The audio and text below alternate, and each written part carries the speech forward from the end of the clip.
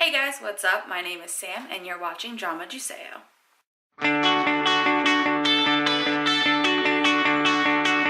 Welcome back to another Tuesday video, guys. Today I'm going to be talking about my favorite dramas from 2016.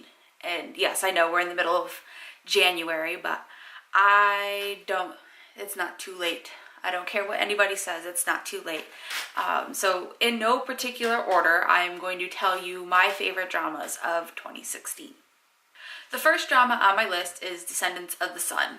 Descendants of the Sun is a story of a medical doctor and an army guy, I guess, a very high-ranking army guy, who end up meeting at the doctor's hospital and asks her out before he gets on his helicopter to ride off into the mysterious wild blue yonder.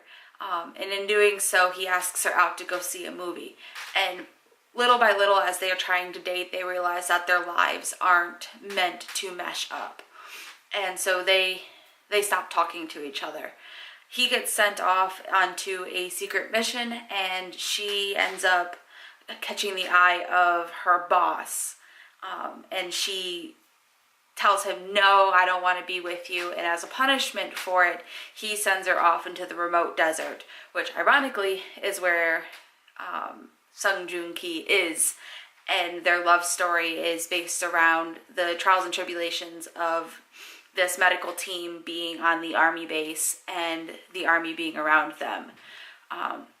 I really enjoyed this. I loved the relationship between the two main people. I really felt the chemistry that was there. Now, that being said, there were some parts that were very, very slow. I actually stopped watching midway through, but eventually everybody kept telling me that I needed to keep watching this, and I'm so glad I did. It was a very nice drama. It was very well done, and I thoroughly enjoyed it, and it is my first favorite drama of 2016.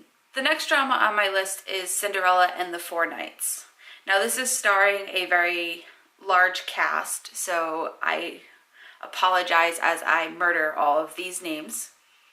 It is starring Jung Il-woo, Park So-dam, An Jae-young, Lee Jung-shin, Cho Na-eun, and Choi Min. And this is a story about a girl who, it is more or less the classic Cinderella tale. Her father remarries into this awful stepmother. There's only one stepsister this time, and they're terrible to her. They make her sleep out on the patio where it's freezing cold, and they're awful, awful people.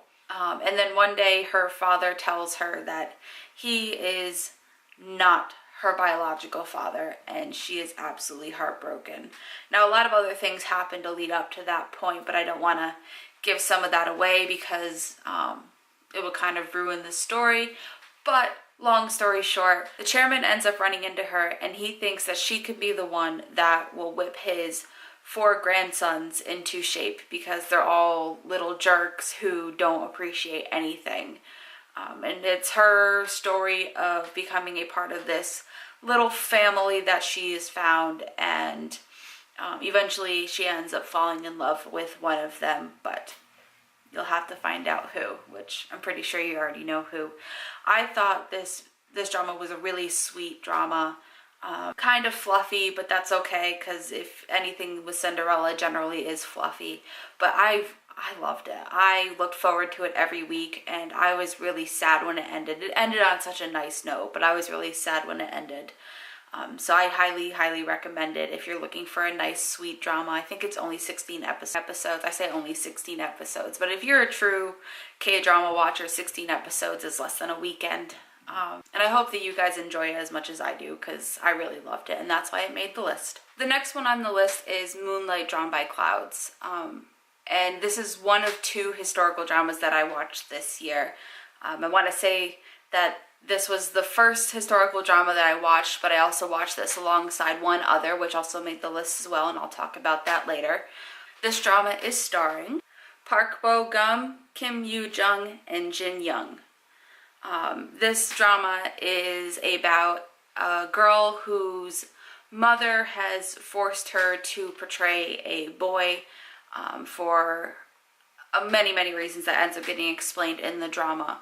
And growing up, she kind of fights it, but into her adulthood, she more or less accepts that she must be a boy and ends up helping guys with their loves, writing letters and sending them off.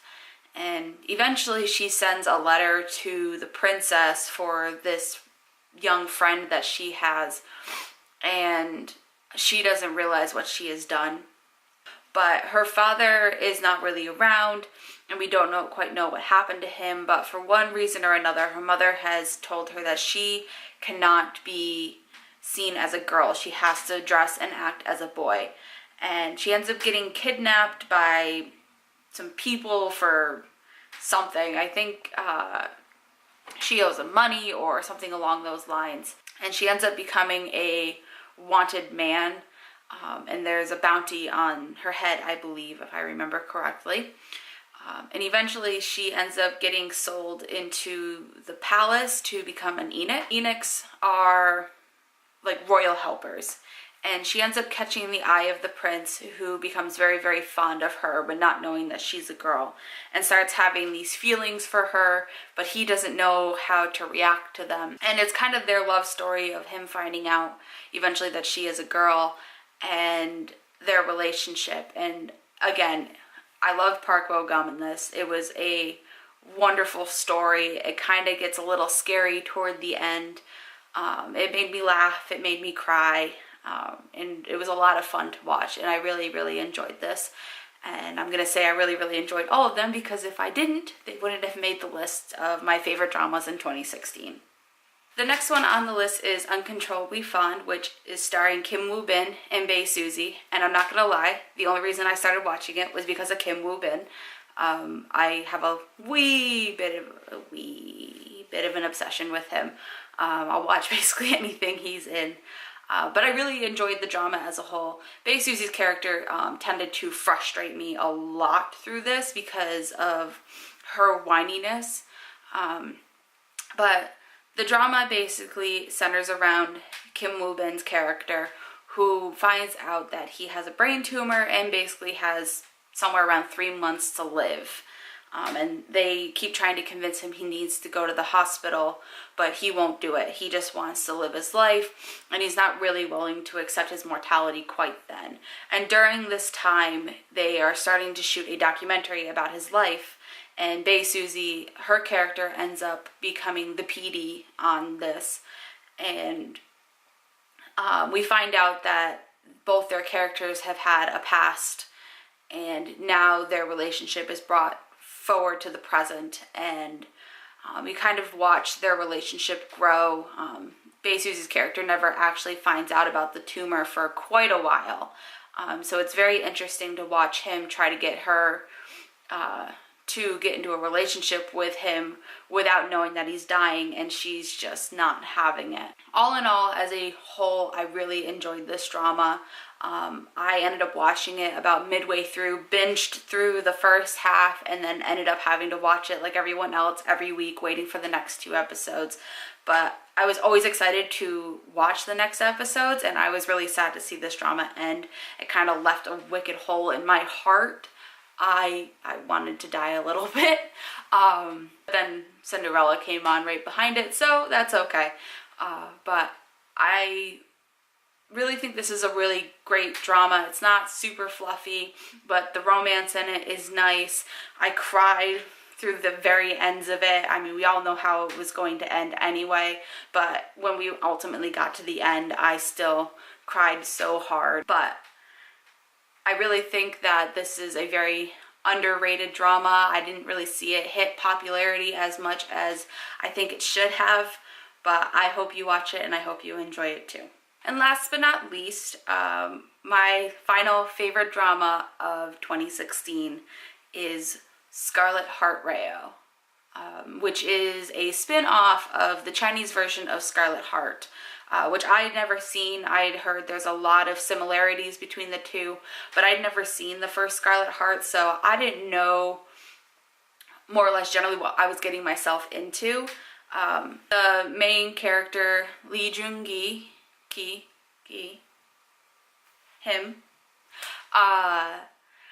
plays the fourth prince, Wang So, who ends up coming back after he's been, I guess, cast away by his own mother due to a scar that's on his face, which, by the way, when you see the scar, isn't that bad. I actually think it looks kind of cool. The makeup people did a really good job with it.